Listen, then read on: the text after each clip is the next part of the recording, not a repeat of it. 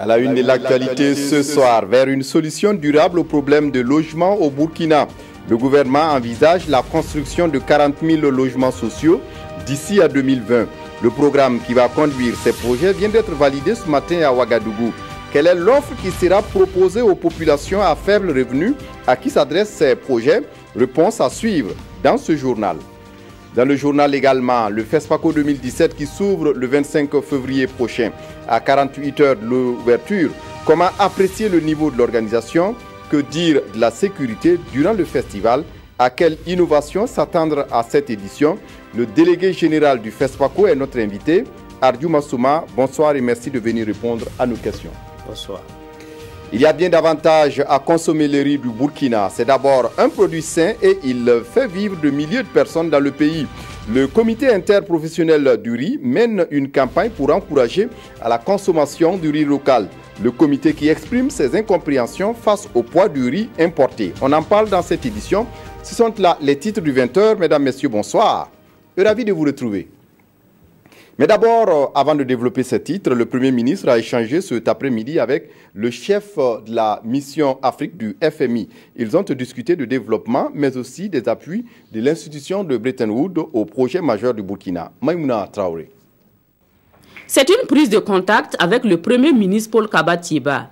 Pour mieux accomplir sa mission, la nouvelle chef de mission du Fonds monétaire international pour le Burkina Faso a besoin d'informations sur la situation économique du pays et les projets de développement déjà engagés. Il est très utile, très important pour rencontrer avec Monsieur le Premier ministre pour bien comprendre la situation économique et pour préparer aussi pour notre prochaine visite dans le contexte de la revue sur le programme du FMI. Le Burkina a déjà est encore sous un programme avec le FMI. Et maintenant, nous sommes en train de discuter comment nous allons continuer les liens entre le FMI et le pays. Le chef du département Afrique du FMI a échangé avec le chef du gouvernement sur les missions du Centre régional d'assistance du FMI pour l'Afrique de l'Ouest et ses projets pour le Burkina Faso. And these are mainly in the areas of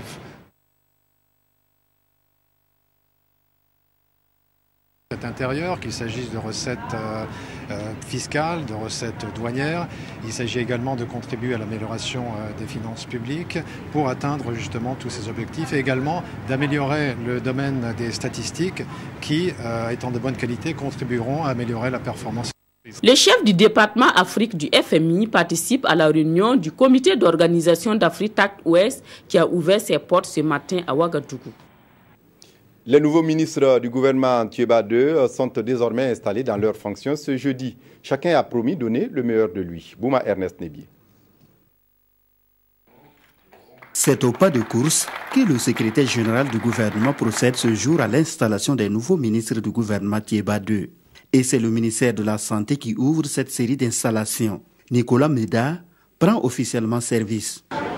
Les principaux défis ont été inscrits, c'est la promotion de la santé et de tirer tous les avantages du dividende démographique. Bien sûr, vous connaissez la politique centrale de gratuité des soins qui sera amplifiée et toutes les réformes du secteur de la santé. Son prédécesseur immédiat, Soumaïla Ouedraogo, lui aussi s'installe officiellement dans son nouveau poste de ministre en charge de la jeunesse. Même acte au ministère en charge de l'économie numérique, des mines, de l'enseignement supérieur et de l'énergie. Et des instructions que j'ai reçues du président du FASO, c'est que nous devons faire en sorte que le secteur des mines devienne beaucoup plus compétitif. C'est un secteur émergent. Le premier défi, on a dit, ce sont les chevauchements des années universitaires. Il y a le cycle académique perturbé. Et de ce point de vue-là, nous avons beaucoup d'efforts à faire pour qu'effectivement on puisse arriver à une situation où la rentrée universitaire va se faire de façon normale et de façon régulière. Je pense que nous n'avons même pas le choix d'aller rapidement vers la digitalisation dans notre pays. Et il y a déjà des projets. Il y a le projet Backbone qu'on va s'atteler à lancer rapidement. Il y a le projet de connectivité dans les universités. Cette série d'installations se termine par les ministères en charge de la défense, de l'administration territoriale et de la sécurité. Maintenant, j'aurai un peu plus de temps pour me consacrer à ce département-là. Vous allez voir dans les semaines à venir la nouvelle dynamique que nous amorçons. Le contexte sécuritaire est assez délétère. Mais personnellement, j'ai confiance en notre armée. Nous n'avons pas peur. Les terroristes seront terrorisés. Tout est prioritaire. Vous avez la nécessité de faire en sorte que l'autorité de l'État puisse être effectivement renforcée. Ce qui fait que c'est un travail donc, au quotidien. Tous les nouveaux ministres sont installés. Le gouvernement Thiéba II est ainsi fonctionnel. Un nouvel exécutif qui aura pour défi majeur la mise en œuvre du PNDS. C'était une promesse de campagne du candidat Roch-Marc Christian Kaboré, devenu aujourd'hui président. La promesse se décline en programme pour le gouvernement. Rendre effectif le droit au logement. Et à travers le programme national de construction de logements, il s'agira de produire 40 000 logements sociaux sur toute l'étendue du territoire d'ici à 2020. Un défi qui est soutenu par des mécanismes innovants de construction et de financement de l'habitat. Explication Ruth Ouattara. Le secteur du logement au Burkina est en crise, avec une offre largement supérieure à la demande, entraînant un surenchérissement des prix de vente, mais aussi la naissance de logements spontanés dits zones non loties. Face à cette situation, le gouvernement met en place un programme national de construction de logements. Ce document de base prévoit donc pour le quinquennat la construction de 40 000 logements de divers standings, depuis les logements sociaux, les logements économiques, les logements de grand standing et aussi ce qu'on appelle les logements collectifs, les HLM. En plus des 40 000 logements, dont 5 000 pour les ménages à faible revenu, le programme se décline en plusieurs autres axes. Nous avons également comme ambition de construire de nouveaux pôles urbains. On pourrait faire des aménagements futuristes pour pouvoir construire des villes nouvelles. Le maire m'a dit ils ont la mission de faire le tramway à Ouaga, mais pour faire le tramway, il faut des voies très larges. Et pour avoir des voies très larges, il faut restructurer. Nous voulons faire de nos villes frontalières, telles que Sinkansé, Kanchari, etc., de véritables vitrines. Pour sa réalisation, il fait appel à l'expertise d'anciens ministres des infrastructures, de promoteurs immobiliers, d'établissements financiers et bancaires et à tout acteur concerné. Il est évalué à plus de 435 milliards de francs CFA. En politique, les députés de l'UPC, quant à eux, réfléchissent sur comment redonner à Bobo Dioulasso son rôle de capital économique. Et pour ce faire, ils sont revenus sur les limites des politiques économiques actuelles. On essaie de comprendre davantage avec Ali Traoré, sur place à Bobo. L'UPC, l'Union pour le progrès et le changement, n'est pas content de la gestion de la capitale économique du Burkina Faso par les politiques actuelles. À ses premières journées parlementaires de l'année, le parti réfléchit sur les stratégies à mettre en place afin que Bobo Dioulasso puisse retrouver son lustre d'antan. Et pour cela, ils mettent à contribution les autres acteurs politiques. Depuis la colonisation, on nous a dit Ouagadougou, capitale politique administrative, Bobo Dioulasso, capitale économique. Mais quand vous arrivez ici aujourd'hui, Bobo est une capitale économique sans économie. Donc ça pose un problème. Les usines ont fermé. Il n'y a pas un effort qui est fait pour faire en sorte que ce rôle-là vienne, alors qu'il y a des potentialités immenses.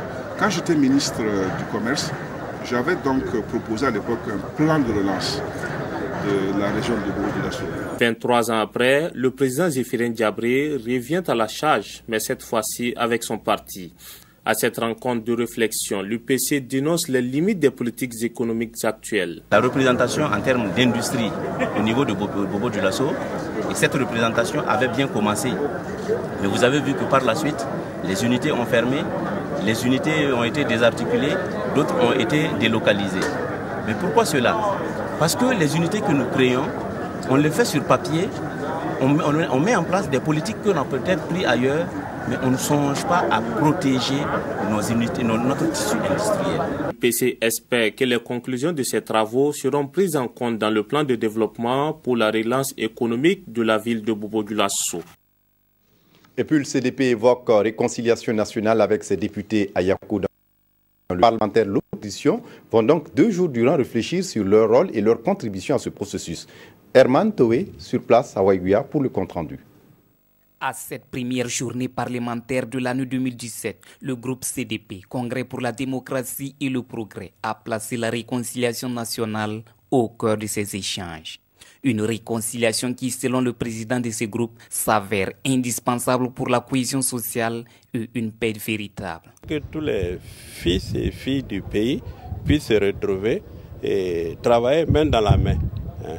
Parce qu'actuellement, nous sentons que vraiment, il y a des gens qui s'en veulent et qui manipulent la justice pour pouvoir arriver à leur fin. Sur la question de la justice, le président du groupe CDP a rassuré qu'il ne s'agit pas pour eux d'occulter cette phase, mais préconise le dialogue social. C'est mieux qu'on s'en sait et qu'on voit les cas qui doivent aller en justice, iront en justice bien sûr, et puis si on peut trouver une autre forme pour les autres dossiers, qu'on puisse les traiter ainsi. Tous présents à l'ouverture des travaux, les représentants des différents groupes parlementaires ont salué la pertinence du thème et affiché leur volonté à travailler dans le sens de la réconciliation tout en passant par la vérité et la justice. Nous sommes tous d'accord qu'il faut la justice dans ce pays. Mais ce que nous disons, c'est que nous ne voulons pas d'une justice qui est orientée, d'une justice ciblée, d'une justice qui est là pour régler des comptes. Au terme de ces journées de réflexion, le groupe parlementaire CDP espère contribuer à l'avènement d'une réconciliation véritable au pays des hommes intègres. Réconciliation nationale, la CODER, la Coalition pour la démocratie et la réconciliation nationale, en fait sa raison d'être. Ce 19 février à Bobo-Dioulasso, elle a organisé une conférence publique, conférence au cours de laquelle elle a rappelé la nécessité pour elle d'aller à la réconciliation, mais aussi pour le pays, après les événements que le Burkina Faso a connus en 2014. On essaie de comprendre avec Moumouni Balo. Autrefois, havre de paix et de stabilité, le pays des hommes intègres, le Burkina Faso, a connu des moments de crise profonde sur le plan socio-politique. Aujourd'hui, la responsabilité individuelle et collective, en tant que Burkinabé, c'est de se réconcilier à tout prix. Mais qu'entendons-nous par réconciliation nationale? La Coalition pour la démocratie et la réconciliation nationale, CODER, regroupant 8 partis, a sa petite idée.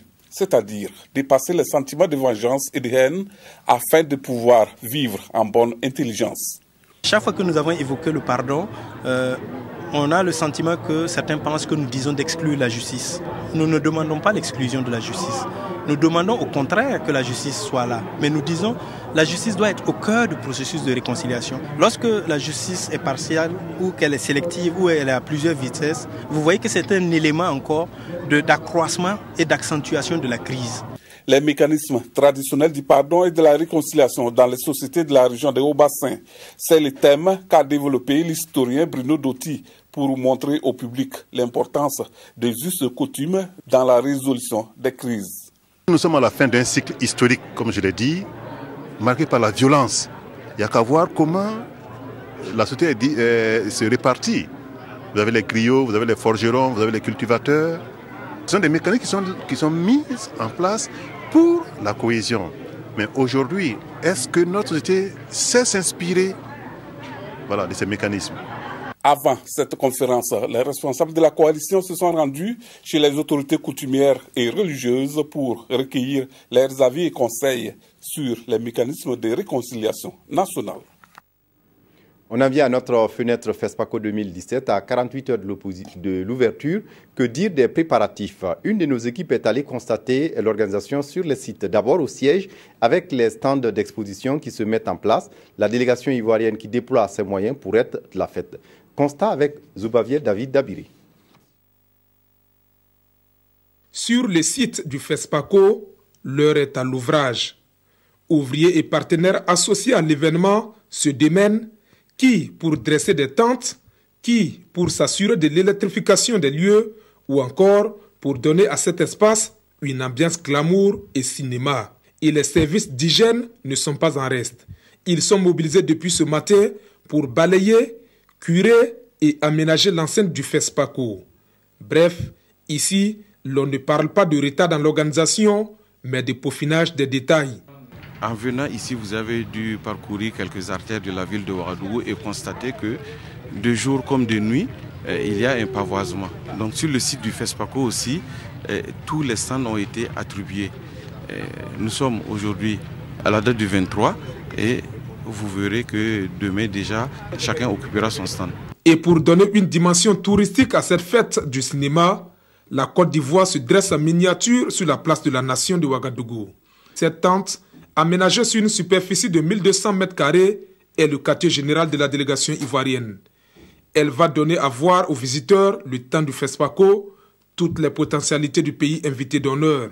Nous avons, outre les acteurs du cinéma, nous aurons aussi des artisans qui vont présenter les produits qu'on peut trouver en Côte d'Ivoire.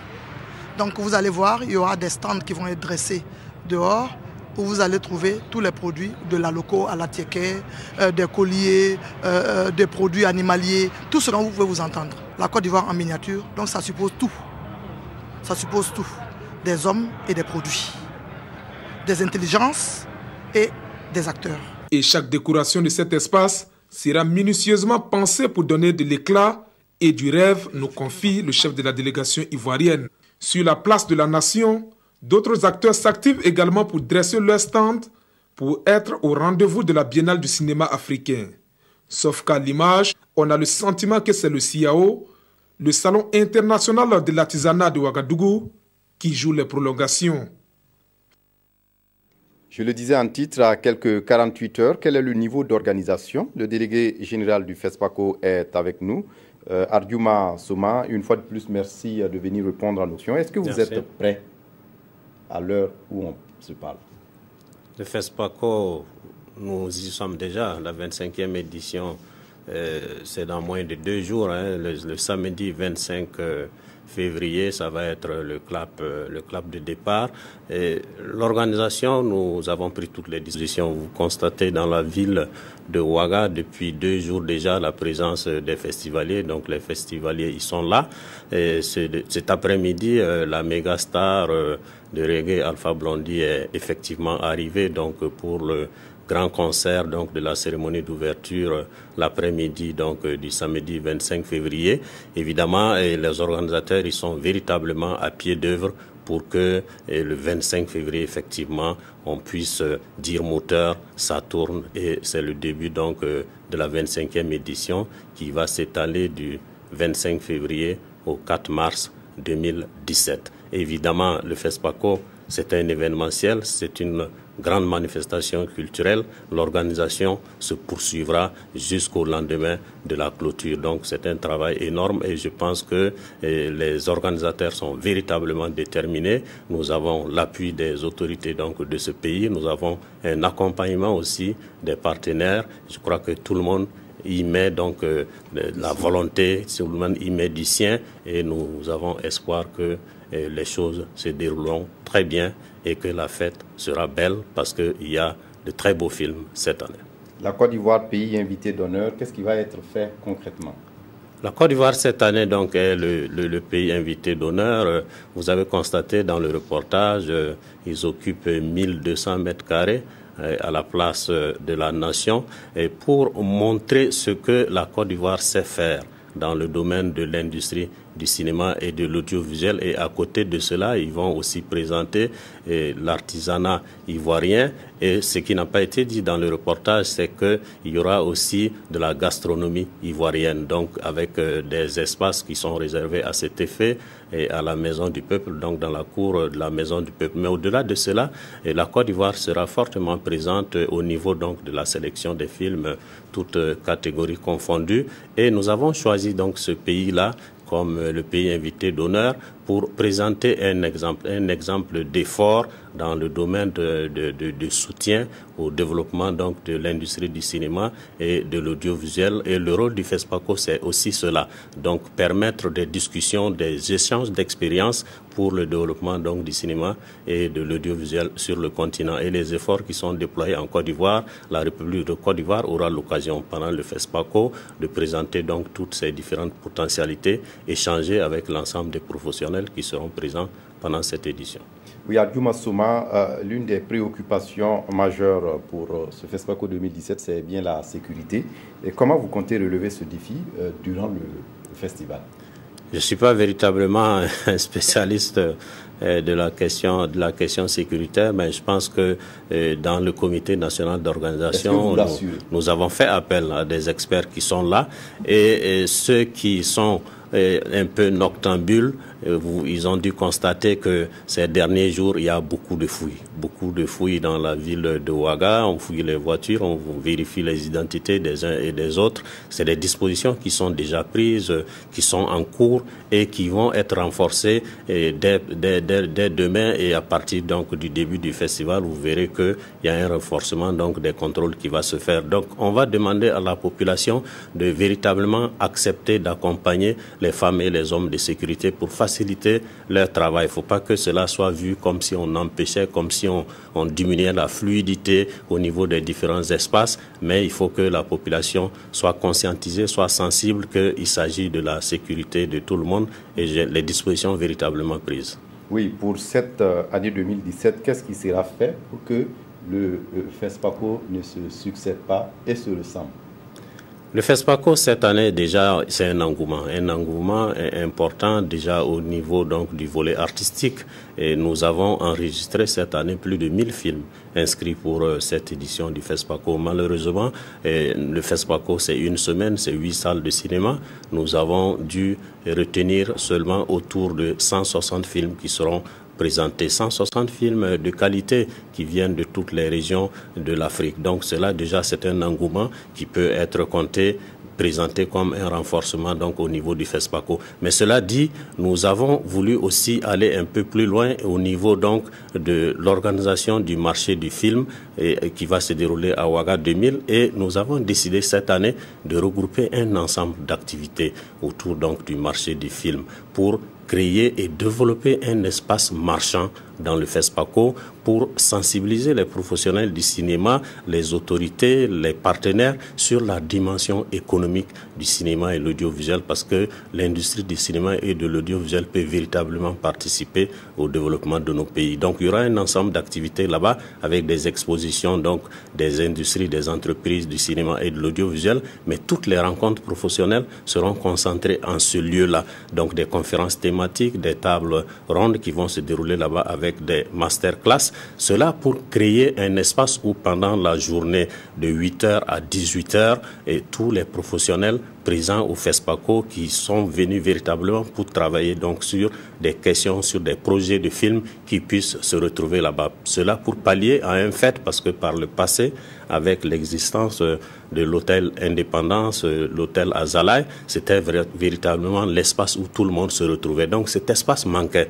Nous avons voulu cette année recréer un espace où effectivement les professionnels peuvent se retrouver au cours de la journée. Évidemment, il y a aussi d'autres types d'innovations cette année où nous avons décidé de mettre en avant cette année les comédiens du cinéma parce que il y a eu quelques critiques par le passé où on dit que au FESPACO ce sont les réalisateurs qui sont mis en avant. Alors cette année en partenariat avec deux personnalités du cinéma, il s'agit de Georgette Paré et Aïcha Dabré qui sont en partenariat avec le FESPACO pour organiser ce que nous appelons la nuit des célébrités et qui va s'étendre avec les journées des célébrités et toute la durée du FESPACO. Et c'est des espaces qui sont réservés aux comédiens, aux comédiennes du cinéma où ces personnes-là seront mises en valeur. Parce que quand vous êtes installé devant votre petit écran, devant votre grand écran, ceux qui vous donnent de l'émotion, ce sont les comédiennes et les comédiens du cinéma. Alors, on va dérouler cette année le tapis rouge donc aux comédiennes du cinéma.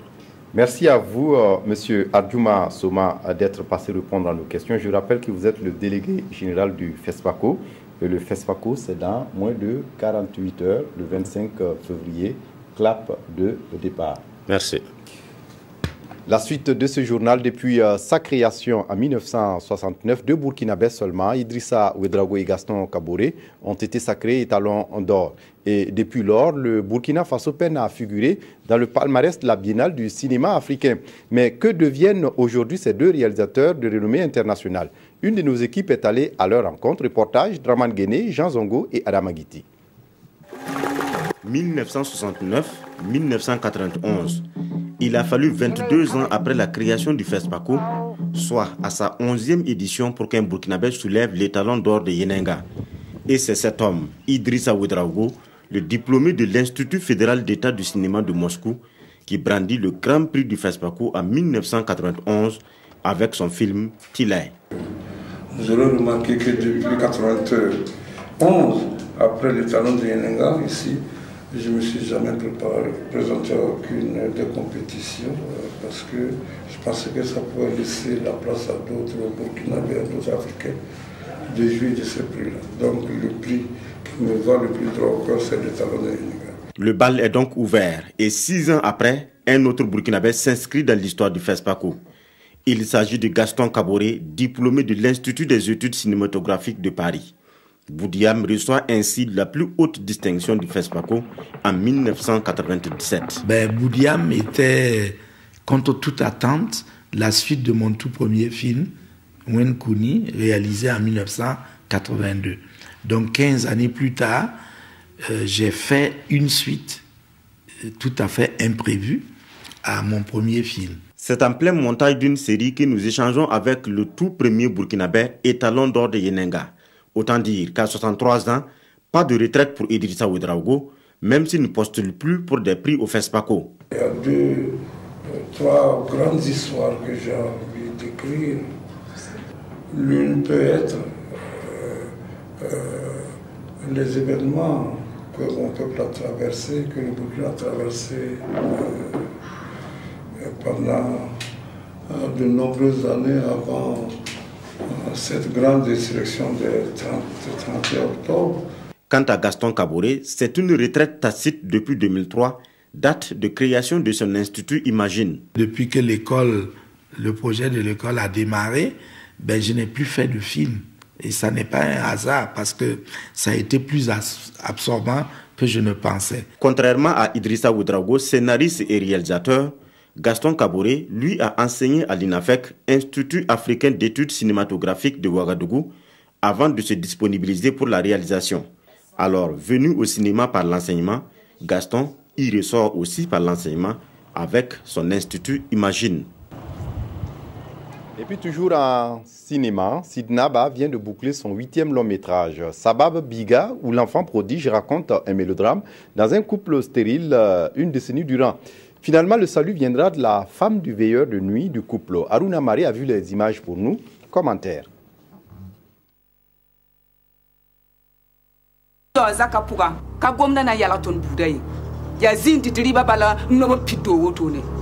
15 ans de vie commune sans enfant. C'est l'expérience d'un couple marié sous le régime de la monogamie et dont l'épouse est stérile. Excédé d'attendre son héritier, le chef de famille, un milliardaire, décide alors d'entretenir une relation extra-conjugale avec la nettoyeuse de son bureau, l'épouse de son gardien. Jalousie, intrigue s'invite dans le foyer jadis paisible du patron. Bienvenue dans le 8e long métrage Sabab Biga ou l'enfant du destin de Sidnaba Boubacar Zida. Souvent au sein des couples, il y a des problèmes. Ça ne manque pas. Mais les solutions, c'est les hommes qui inventent les solutions. Les couples pouvaient avoir une solution de leurs problèmes, mais ils n'ont pas voulu, surtout madame n'a pas voulu ça. Voilà, c'est pour cela que le drame est arrivé. Le film a été co-réalisé par Yacouba Napon. Cette fiction interpelle sur la place des traditions dans une Afrique dont les racines restent toujours enfouies dans les valeurs ancestrales et le tronc dans la modernité. Pour cette 25e édition, le cinéaste Boubacar Zida compte apporter sa pierre à la fête du cinéma africain. Nous avons mis ce cadre-là à la disposition du festivalier, c'est-à-dire tous ceux qui veulent venir se restaurer. Il y aura aussi des projections ici tous les soirs, après 18h jusqu'à 23h. Sabab Biga n'est pas en compétition officielle. Néanmoins, il figure dans la programmation du FESPACO. Foya Sabab Biga, innocent. Dans l'actualité ce soir, il y a bien davantage à consommer le riz du Burkina. C'est d'abord un produit sain et il fait vivre de milliers de personnes dans le pays. C'est la conviction du comité interprofessionnel du riz qui était face à la presse ce jeudi. Le comité qui est revenu sur la qualité et le prix du riz local et exprime ses incompréhensions face au poids du riz importé. Moussa Ouedraogo, Aboubakar Sagnon. Voir du riz produit au Burkina dans les assiettes du maximum de Burkinabés. C'est le plaidoyer fait ici par le comité interprofessionnel du riz du Burkina. Selon les conférenciers, le riz national est meilleur au riz importé parce qu'il est plus frais, plus naturel, plus nutritif et contient moins de produits chimiques. Nous voulons mobiliser les consommateurs de riz sur la qualité de ce qu'ils consomment car la nourriture ne doit pas rendre malade. Sur la qualité du riz produit au Burkina, les conférenciers rassurent que des efforts sont faits pour débarrasser le riz de toutes les impuretés, notamment les cailloux. Je peux vous garantir qu'aujourd'hui, vous pouvez payer du riz au Burkina. Vous n'avez pas besoin même d'aller le laver 2 ou 3 fois. Parce qu'il y a des précautions qui sont prises pour mettre du riz de bonne qualité sur le marché. La part du riz produit au Burkina dans l'offre nationale est d'environ 45%, un chiffre en deçà des attentes des producteurs, qui salue la circulaire prise par le Premier ministre et qui invite l'administration à prioriser la consommation des produits alimentaires locaux. Nous voulons des parts du marché pour fournir donc du riz aux cantines scolaires, fournir du riz à l'armée, et ça nous permet donc de renforcer la base de production et d'être sûr que voilà, on n'aura pas de soucis de commercialisation. Concernant les prix, les conférenciers estiment qu'à qualité égale, le riz national est moins cher que le riz importé et appellent à un sursaut patriotique afin d'accroître la consommation de riz produit au Burkina. Autre actualité dans ce journal, le Conseil supérieur de la communication interpelle les discours de radicalisation sur les médias qui peuvent détériorer le climat social. La présidente du Conseil s'est rendue à Dori, dans le Sahel du Burkina, pour rencontrer les différents acteurs, notamment les promoteurs de radio, les membres des forces de défense et de sécurité. Nathalie Sommet a appelé à éviter la diffusion de messages pouvant heurter les sensibilités. Seydouson, sur place à Dori. Le Conseil supérieur de la communication CSC échange avec les journalistes et les forces de défense et de sécurité de la région du Sahel sur la question sécuritaire. À travers cette rencontre, le CSC entend rappeler aux hommes des médias les responsabilités sociales en cette période sensible. Il s'est agi aussi pour le CSC de recueillir les préoccupations des participants. Pour les forces de défense et de sécurité, certaines informations relèvent du domaine des secrets de défense, donc difficile de les porter à la connaissance des hommes des médias. Quand on parle d'informations stratégiques, c'est des choses qui peuvent mettre tout un pays dans des problèmes. Il y a certaines choses que même les hautes autorités de l'armée n'ont pas le droit de divulguer.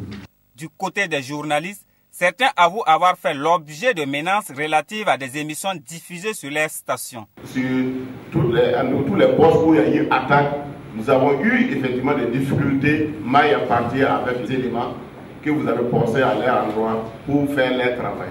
Notre part de travail en tant que médias publics, c'est de revenir avec l'information juste et crédible.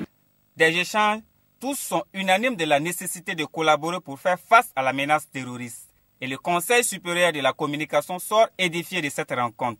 Nous pensons que le message a été entendu. Il y a eu des recommandations qui ont été faites. Il y a eu des préoccupations qui ont été soulevées, dont les réponses n'appartiennent pas uniquement au CSC.